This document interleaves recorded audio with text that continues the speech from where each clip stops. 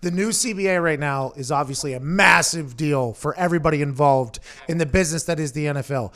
Are you a player rep? And if you're not, have you read through the 450-page CBA proposal that the players are supposed to vote on? I actually just printed it out to try to read through it because they said they were going to send over the vote thing, and I think my printer ran out of ink when I was trying to print it out because you can't even zoom big enough on an iPhone to read all the fine points that they have in there. I know I'm not a player rep, but I'll try to read through it the best I can and educate myself before I make a vote. Dude, whenever like little pieces of information were being leaked in a PR war, whether it was through Schefter or the people at ESPN or insiders who were obviously getting their information from the NFL, and then every once in a while a player was going to leak some things, it became this PR battle. And all I kept saying was like, hey, this is going to be like 1,000 pages long worth of stuff. And it actually came out. It's 450 pages. And you got a lot of players that don't do the school. I'm excited to hear how many people actually read through this entire thing and take their vote actually seriously. And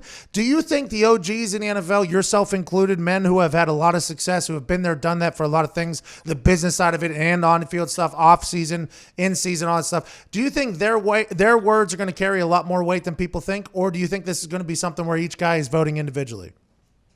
Well, I mean, I think you're going to have your guys who don't want to be influenced. They want to create their own vote, their kind of own opinion. But I went through this same situation when I came into the league in 2011. We were currently locked out when I got drafted. And, I looked up to guys in our locker room like Steve Hutchinson, Chad Greenway, guys that have been in the league for 8, 9, 10 years and kind of what to do, where to go. At the time I didn't have a vote because we had just got drafted, but just kind of feeling out the whole process and what that was. So I hope our young guys will lean on the older veterans, the guys that have gone through this before, and make an educated vote instead of just, because like you said, it's 400 and something pages. I can't tell you the last time I read a 400 and something page book, and I'm Notre Dame educated, so it's not going to happen. Oh,